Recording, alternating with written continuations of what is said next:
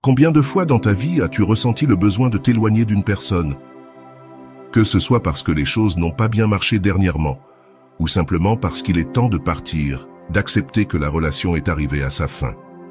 Le prochain pas est de s'éloigner complètement de cette personne, de commencer à s'absenter de sa vie, à disparaître petit à petit, ou parfois à le faire définitivement sans avertir, sans avoir l'occasion de clore le cycle en personne. Si cela t'est arrivé, ou si c'est ce que tu vis en ce moment, reste ici, car cette vidéo est pour toi. L'une des étapes les plus importantes pour pouvoir clore un cycle définitivement est de s'éloigner complètement, c'est-à-dire d'appliquer le contact zéro avec cette personne. Mais avant de continuer, je vous serais extrêmement reconnaissant si vous appuyez sur le pouce levé, car cela m'aiderait à faire connaître cette philosophie à plus de personnes. Si vous ne voulez manquer aucune vidéo, abonnez-vous et activez la cloche. Le contact zéro consiste à couper toute communication avec une personne. C'est une technique utilisée après une rupture amoureuse quand on n'arrive pas à avancer émotionnellement, que ce soit à cause de la dépendance, parce qu'on a du mal à tourner la page et à aller de l'avant, parce qu'on n'arrive pas à terminer la relation, ou parce qu'on était dans une dynamique toxique dont on peine à sortir.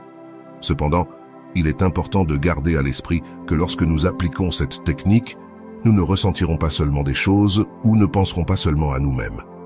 La distance aura aussi un impact sur l'autre personne qui, d'une manière ou d'une autre, nous influencera et nous affectera. C'est pourquoi, aujourd'hui, nous voulons te partager ce que l'autre personne pense et comment elle réagit lorsque tu décides de t'éloigner d'elle. Surtout pour que tu saches quand il est recommandé d'appliquer ce contact zéro et comment savoir si le contact zéro que tu appliques fonctionne vraiment. Alors, qu'est-ce que le contact zéro et à quoi sert-il?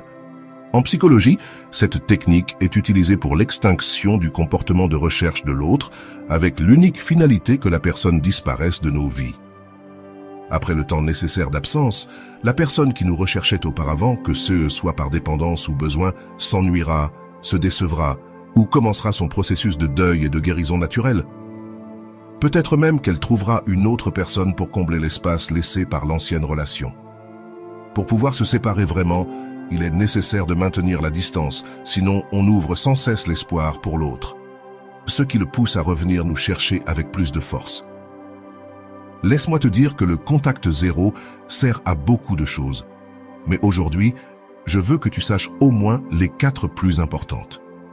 Le contact zéro sert à s'éloigner définitivement d'une relation que nous considérons comme nuisible, toxique, qui nous a beaucoup blessés dernièrement.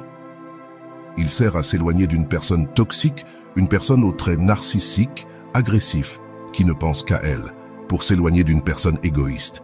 Le contact zéro sert à rompre un cycle de dépendance émotionnelle. Et surtout, il sert à arrêter de revenir sans cesse vers la même personne et ainsi pouvoir reconstruire notre vie. Mais voici ce qui est important. Que pense ton ex-partenaire lorsque tu lui appliques le contact zéro ou que tu décides de t'éloigner définitivement de lui? La personne à qui tu appliques le contact zéro ressent différentes émotions face à ta distance, ce qui générera diverses pensées et actions. L'une des premières sensations qu'elle ressentira sera le soulagement. Elle pensera qu'elle a bien fait et renforcera l'idée d'avoir pris la bonne décision en te quittant. À ce moment-là, elle ne remarquera pas ton absence et pourra croire que ta distance est une manière de respecter sa décision de te quitter. Il est probable qu'elle profite de sa liberté et des avantages d'être célibataire. Elle sera peut-être initialement concentrée sur ses activités, ses passe-temps, c'est-à-dire qu'elle sortira avec ses amis et commencera à fréquenter d'autres personnes. Au début, elle ne remarquera pas ton absence car elle sera vraiment concentrée sur sa vie, probablement en justifiant et validant intérieurement sa décision de te quitter. Si c'est elle qui a été quittée, elle passera probablement par une étape initiale un peu plus dépressive, caractérisée par de la culpabilité et de la tristesse, ou par un excès d'activité pour éviter de ressentir la douleur. Mais dans les deux cas, après un certain temps, il est probable que l'autre personne commence à remarquer légèrement ton absence, surtout en ne voyant absolument aucun contact de ta part. Soyons honnêtes, nous espérons tous que l'autre personne, c'est-à-dire celle qui s'éloigne, nous recherche ou établisse au moins un petit contact pour nous montrer qu'elle pense à nous et qu'on lui manque, même un peu. Ce besoin surgit surtout de notre ego, même infime. Cette preuve d'attention, nous croyons qu'elle se produira, c'est sûr, Mais quand cela n'arrive pas, quand la personne disparaît vraiment de nos vies, cette distance génère une sorte de confusion et de surprise parce que ce n'est pas ce à quoi nous nous attendions. C'est là que nous commençons à nous poser beaucoup de questions, ce qui nous fait penser davantage à cette personne et nous interroger sur ce qu'elle est en train de faire et pourquoi elle a disparu ainsi. La personne peut rester dans ce cycle pendant un certain temps ou essayer de refaire sa vie et commencer de nouvelles activités, mais c'est à ce stade que peuvent commencer à apparaître des comportements de recherche de l'autre.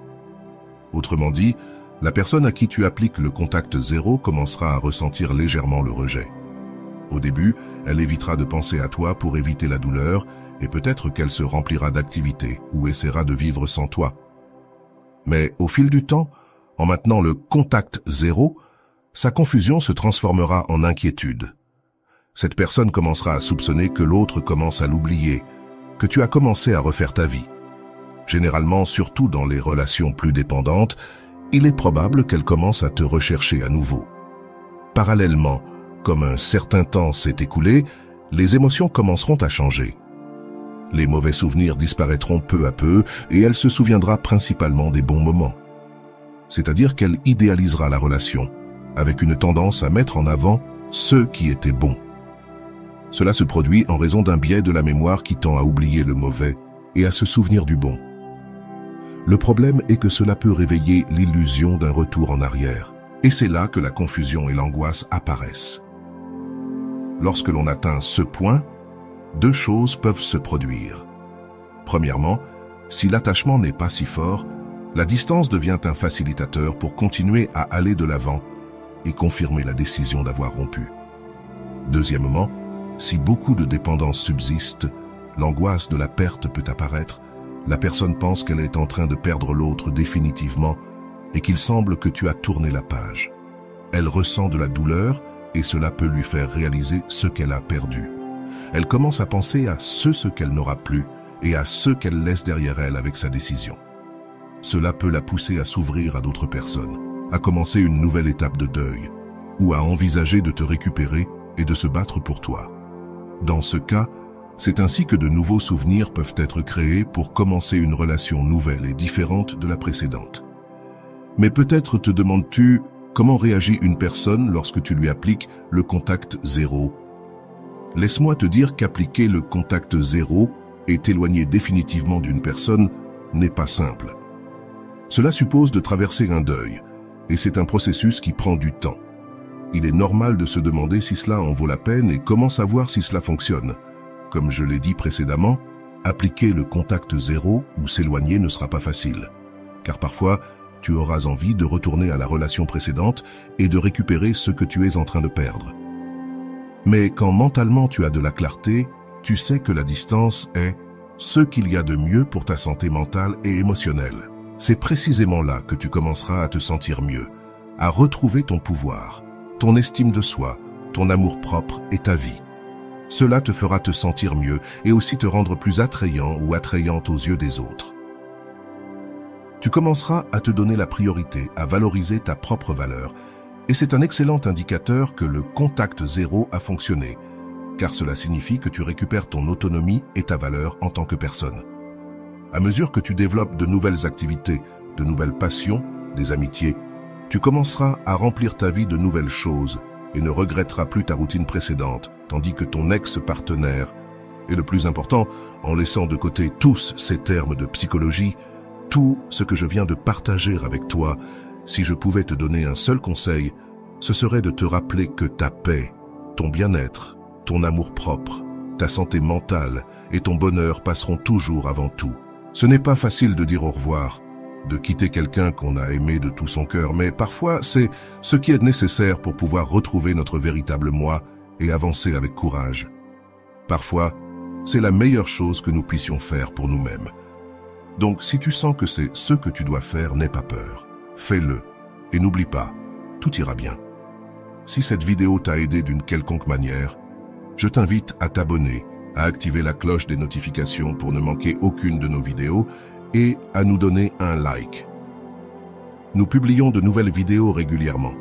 Merci d'avoir regardé cette vidéo et à la prochaine fois.